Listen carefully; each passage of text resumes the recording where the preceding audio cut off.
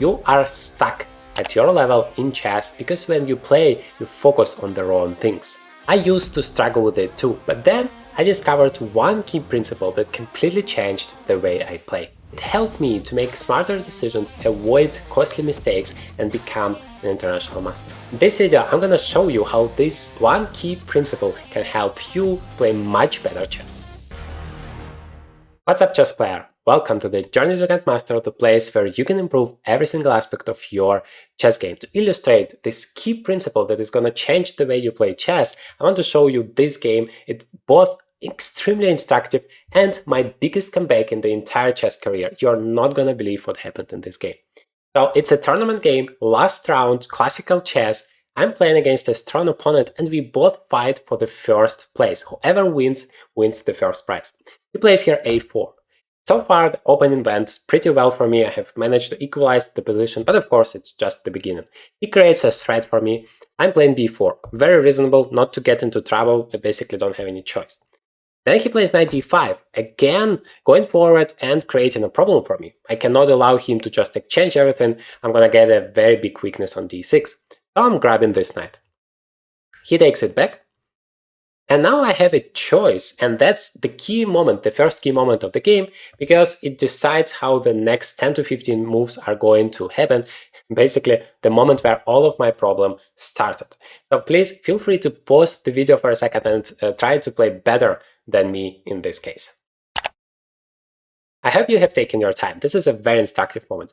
I played the move knight to e5 because, well, I'm going to the center. Seems like the knight is really great here.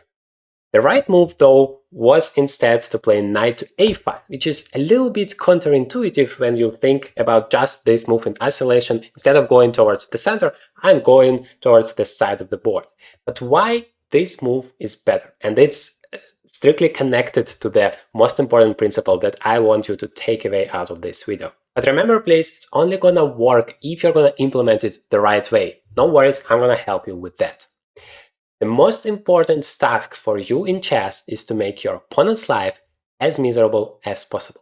What does that mean? This move knight to a5 creates problems for my opponent. It attacks the knight on b3 and he is not necessarily happy about this exchange, and my bishop is still open, so this b2 pawn is hanging. That are the threats. In the other case, if I play knight to e5, I don't attack the knight and I'm blocking my own bishop, so there are no threats I'm creating. And what's even worse, he can now play a5, which he did, and that is a very good move, because now he has a clear plan of attacking this weakness on b4. So instead of being in the driver's seat and creating threats for my opponent, I allowed him to be the one creating problems for me. So the one who controls the initiative, controls the flow of the game, and for the other player, it's so difficult to deal with all of those threats. If you think about it, if your opponent plays a perfect game of chess, he doesn't make any mistakes, you can never win. So your task is to increase the chances of your opponent to make a mistake. To achieve that, you need to create as many threats for him as possible, to apply as much pressure on him as possible. The question is, of course, how to do it the right way. Let me demonstrate you. So he plays a5, he's ready to attack. I'm playing queen to c7. I also want maybe to play bishop f5 and create a threat of my own. But he is faster, he plays here rook e4. And yes, I can still play that move bishop to f5, but it turns out it's not that great for me. Instead, I play here rook to b8 to develop another piece and protect that pawn on b4. But my opponent is strong, he's playing this part of the game very well. He plays bishop to e3 and creates yet another threat, which is very inconvenient for me. He wants to play bishop to b6, attacking my queen and at the same time blocking my rook so that he again can win that pawn.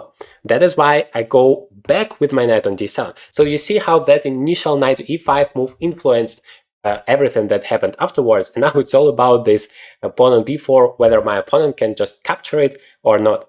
Well, my opponent played rook to c4, attacking my queen. I went away to b7, and now he attacks the pawn on b4 yet again with the move rook to a4. Another key moment comes. He attacks this pawn, and I'm thinking, okay, I have opened my bishop, so I can grab the b2 pawn. And that is exactly what I did. But it's of course about understanding your opponent's idea. You should never make a move in chess without thinking what your opponent can do in response. And The key line here is what happens after rook takes b4. Of course, I could have played queen a8 back, but I thought that's too passive, and the most critical line here is to take on b4. And that's really tough. It's unbalanced position where I give up my queen for two rooks, which is generally a good thing. Like, two rooks are stronger than the queen a little bit, but what's most important is, of course, how active those rooks are. We are not playing in a vacuum. It's not like, yes, a rook is 5 pawns, so two rooks are 10 pawns, and the queen is 9 pawns, and that's all that matters. No, what really matters is who is the one having the initiative, who is the one creating more threats for the opponent, so that, again, the chance to make a mistake is higher for the opponent. And in this case, it's my opponent. He plays knight to d4, going into the center of the board. The knight might come to c6 next. That's, by the way, what he did. I played knight c5. I also want to improve my pieces, get everybody participating in the game. He plays knight c6 immediately, which is an active move. It's creating a threat, a problem for the opponent, yet it's a mistake. So what I want you to understand here, it's not like I want you to create a threat with every single move that you are making in chess at all costs. I don't want you to do that, because there is a risk you are going to start playing hope chess.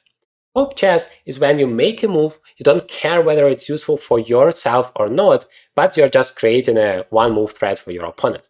It's not always great. In fact, it's not great in most of the cases. What you should do instead is to make those multi-purpose moves, when at the same time you improve your position. For example, you develop a new piece, but you do it with a tempo, meaning that you are creating a threat for your opponent. Classical example, you develop a bishop and give a check at the same time. That is a cool move, because you do something useful for yourself and create a problem for your opponent. That's what you are looking for.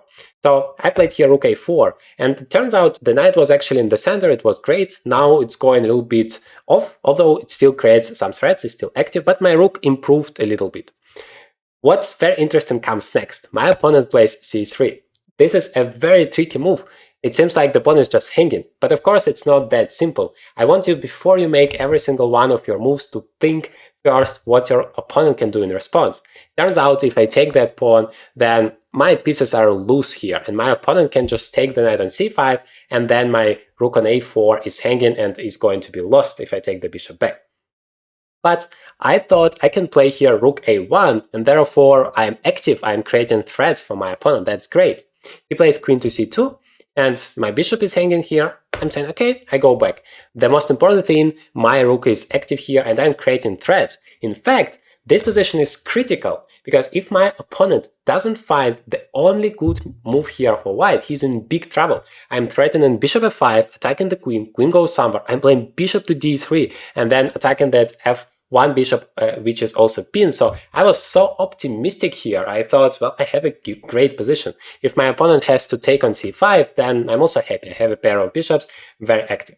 But my opponent found here an absolutely incredible move, and I really want you to pause the video for a second here from the white side and try to find the best move for white. It's incredibly instructive moment. I hope you did it, and unfortunately for me, my opponent has found it. It's the move c4. It doesn't seem to be logical at all, like you're blocking your bishop. What on earth, how it should help you? The key idea is, of course, in calculating the variations and, first of all, thinking what your opponent can do. I can play here bishop f5, which I did, and I want to play bishop d3. But the key difference and key advantage of this move c4 is that it makes this c3 square available for the queen to go, where it conveniently attacks both of my rook and my bishop, so I have no time to play my desired move bishop to d3.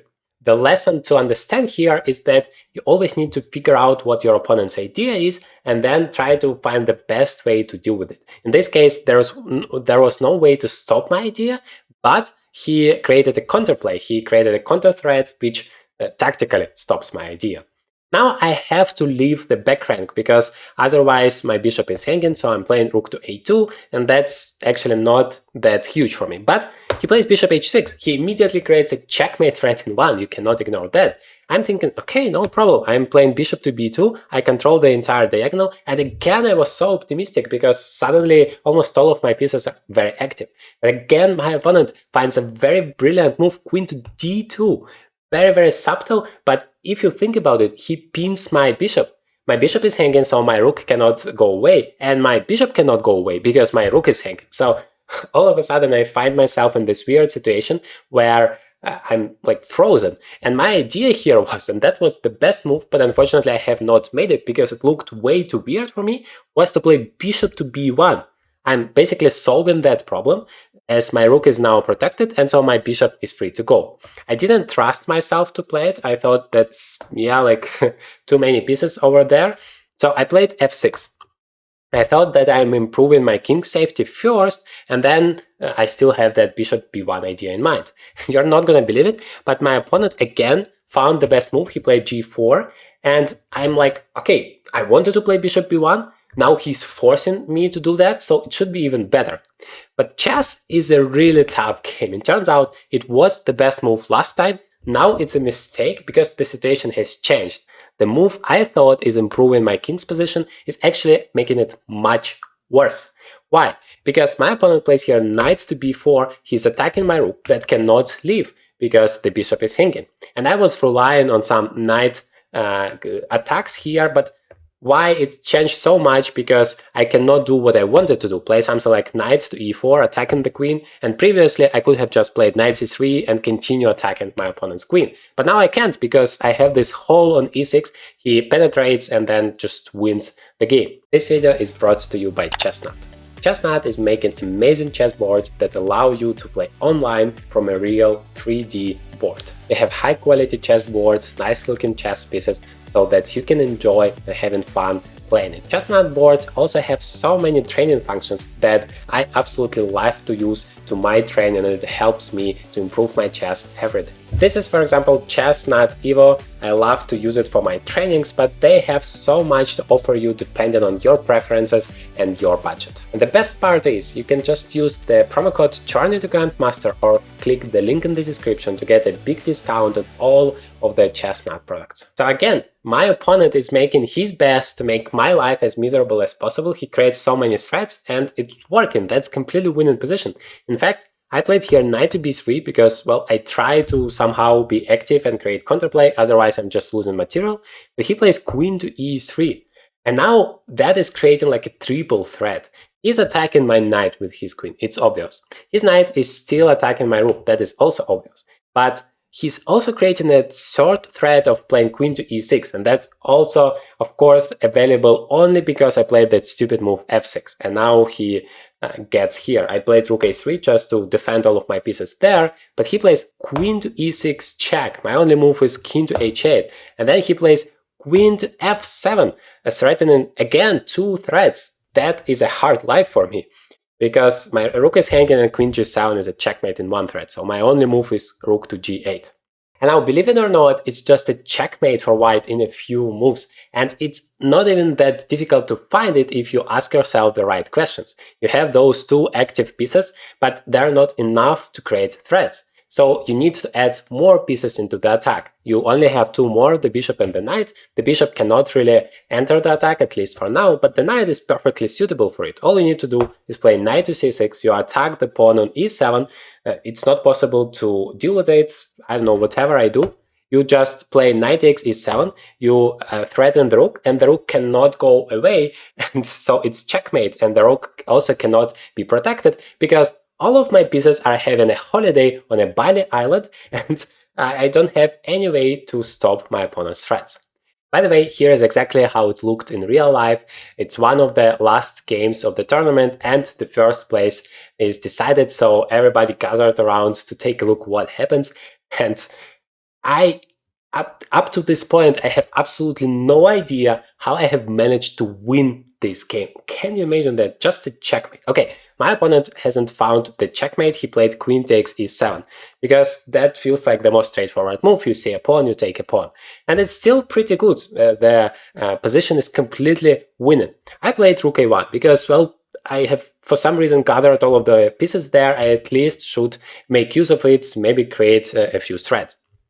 Now, my opponent played king to g2, somehow to make sure that there are no dangers for the king, but of course he should have been more active with his moves and create more threats here. I played the move g5 here. I thought, well, at least my bishop is doing something, helping there in the defense. He played bishop d3. He wanted probably to just exchange this passive bishop for my active one, but actually all of those pieces are useless anyway, so that wasn't the best strategy for him. Okay, still completely winning for him. But my task is first of all to never give up, because most of the players in that position would just completely give up and go home. But not me. If I still have the slightest hope of turning the table around, I always try to continue the game. And here the most important thing is, of course, to create as many threats for your opponent as possible. You need to make this task of winning the game as hard as possible for him. And so I'm trying to improve all of my pieces. I play here bishop to d4 because that feels like the best position for the bishop. On the one hand, I am defending here. On the other hand, I'm creating some potential threats for him. He takes on d6. Well, I'm losing all of those pawns. I cannot really do anything about that, but I do my best. I play rook d1, creating yet another threat. So the key idea here, you want to combine improving your position with creating threats for your opponent. He played here queen to g3, defending the knight, and again I'm playing rook d2, improving my position step by step, the best thing that I can do. He plays queen to f3. Now I'm thinking, okay, my rook is perfect, my bishop is perfect, I cannot really make it any better, but my knight is not participating. If I truly want to create some chances, some counterplay, I have to include it into the game. So I played knight a5, not really because I care about this pawn, it's not gonna help me, but because that's the best way to somehow bring the knight back into the game. He plays c5, and he's like, well, I want to use my pawns to promote it and the game is over. But I play knight c4, and suddenly you feel that those pieces gather around, and I have some ideas like knight e3 check or knight e5. He played here queen e4, which is still a great move. But now it begins. I was thinking a lot here of whether I should go to e3 or e5. Both ideas seem to be promising, but the more I thought about it, the more I concluded, okay, I'm lost here anyway. This position is objectively completely winning for white. All I can do is just create as many threats as I could, and I decided that knight e5 is more difficult for my opponent to deal with because, well, he has to make a tough decision which piece to take. And I think he did the wrong choice. Like, the computer doesn't care. The computer says it's winning no matter what you do. But it's so different, the computer evaluation, from the real human perspective. So here I'm taking, and my opponent plays the move queen to e4, and he is very relaxed and happy because he thinks, well, now the pawns are just promoting, I don't have anything, the game is over, he's about to win the tournament. And exactly in this moment, I knew that he blundered my main idea. Feel free to pause the video for a second to find it. Of course, that is the move knight to g6. And again, the computer completely doesn't care here. He says, white is winning, play h4, chill out a bit, and your opponent is gonna resign. But from a human perspective, that is huge. I mean, I also was so surprised to see that it's still winning for white, because those threats are coming. You cannot take the rook. Knight f4 would win your queen, and otherwise knight f4 is a checkmate threat in 2 moves. And of course it's tough for my opponent, and that's exactly why he starts making mistakes. So again, the key point here is to put as much pressure on your opponent as possible. That increases the chances that he's gonna start making mistakes, which is necessary if you want to win a game. You don't play just in a vacuum, you play against your opponent. So the more pressure you can create, the better. He plays king to f1, which is a huge mistake, and that already creates an opportunity for me to make a draw here via rook to d1. I wasn't thinking about a draw, to be honest. I just played knight f4, and I thought I'm about to win this game all of a sudden.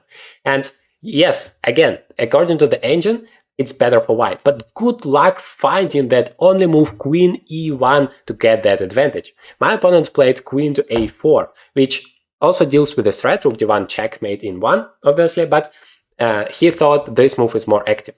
Now, the reason why this move is much worse, and it's in fact completely losing for white, is because queen on e1 is controlling the entire back rank, whereas the queen on a4 only controls this one d1 square. From this point on, I start to play like a monster. I really made 4 great moves in a row, the only moves to win this game. You're gonna love it. I have made a free 30-day training plan so you can finally fulfill your chess potential. Every day you're gonna get an educational video to improve your chess and put your knowledge into practice. I'm so excited to have you in our community where you have an opportunity to get your game to be fully analyzed by me completely for free. Make sure to secure your free spot before it's too late.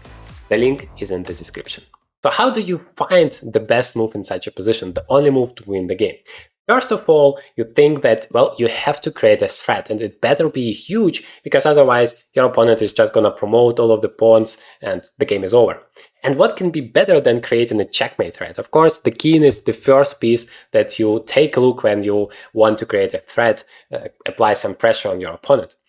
But well, rook d1 is not a threat, and ideally you want to use as many pieces in your attack as possible. And those two pieces are ideally placed, they are very active, but this rook on g8 is not participating anymore, and I don't have to stand here anymore as there are currently no checkmate threats. So I'm playing rook to b8. There is a perfect way for me to improve that rook and at the same time create checkmate threat in one. So again, multi-purpose moves, develop your pieces and create a threat. My opponent plays queen to a1, the only move to deal with both of the threats so that both rooks are not given a checkmate, and at the same time he created a huge threat for me. Checkmate threat in just 2 moves, queen takes f6, I cannot ignore that. And as a bonus, there is another threat that you also cannot ignore, because I thought here, well, I can be smart and play rook to b2, a very tricky move, you cannot take it because of checkmate in 1. It turns out I cannot do that. Why? Because before making your move, you have to think what your opponent can do.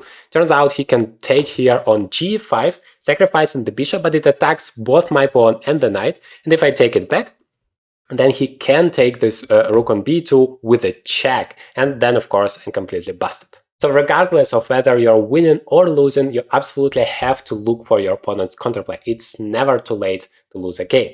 The right move here is amazing, absolutely crazy move, king to g8. A quiet move so that queen takes f6 is not a check, even though it still creates a checkmate threat in 1. I just play rook to b1 and checkmate first. Now, white played d6, a very active move, and it again creates a threat. And it's important for you to find all of the threats, not the most obvious ones, like, I don't know, to push the pawns. The real threat is here queen to a2 check. So I'm finding again here the only move that helps rook d to b3. At the same time, it blocks this diagonal, so there is no checks, and it creates a huge threat of delivering a checkmate. So again, apply as much pressure on your opponent as possible. My opponent plays here the move queen to a2. He pins my rook so that no checkmate for me. And of course, I hope you can find it, the only winning move for white here, absolutely incredible, king to h8 back. Because now there is no pin, the checkmate is coming, and you don't have any time to go back and create that threat again, because I'm gonna just win your queen and deliver a checkmate anyway. My opponent played king to e1, but now rook to b1 comes. If you play king to d2, that is what he did. I'm just winning this queen, and he hoped a little bit the last chance for those protected passers, but it's not fast enough because I can just take it. And now after king to c3, I'm playing rook to b5. So again, even if it feels like it's completely winning, until your opponent resigns, don't relax. Try to understand what are his ideas, what are the threats, and how to deal with it. He plays king to c4, and finally after knight c6, there is nothing he can do because the pawn is hanging, and if you go forward, I can just play rook to c5 check, and then I take one pawn, and soon after the next one. So I won this game and the entire tournament, proving again to myself that if you do what it takes, if you stay consistent, and of course, if you never give up, everything is possible. Please share the craziest chess story that happens to you. I'm very curious to know. And in this video, I have prepared for you the #1 middle game strategy to finally level up your chess.